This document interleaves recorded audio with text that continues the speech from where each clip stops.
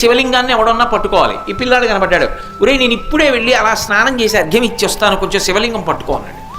అలాగే పట్టుకుంటాను, కానీ ఇది శివలింగం అంటున్నారు, ఒకవేళ ఇది బరువుగా అనిపిస్తే నాకు పట్టుకోలేకపోతే కింద పెట్టకూడదు అంటున్నారు. కింద పెట్టక పట్టుకోను లేక నేనేమైపోను, 3 మాటలు పిలుస్తాను మీరు వచ్చేస్తేనే సరే, లేకపోతే కింద పెట్టేస్తానండి. 3 మాటలు పిలిచే లోపల రాలేకపోతానా అనుకుని ఆయన వెళ్ళాడు. పాపం సంకల్పం చెప్పుకుని మంత్రంతో అర్ఘ్యం తీసిస్తున్నాడు. ఇలా తీశాడు మొదటి మాట, రావణ అన్నాడు.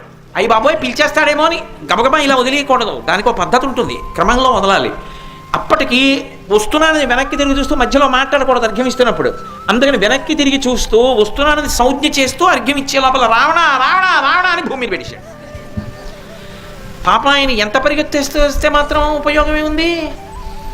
ఆ ఆత్మలింగం గోకర్ణంలో ఉండిపోయి, పిల్లవాడి రూపంలోనే పరమశివుని యొక్క ఆత్మలింగం భారతదేశం దాటకుండా గోకర్ణంలోనే ఉంచినటువంటి మహానుభావుడు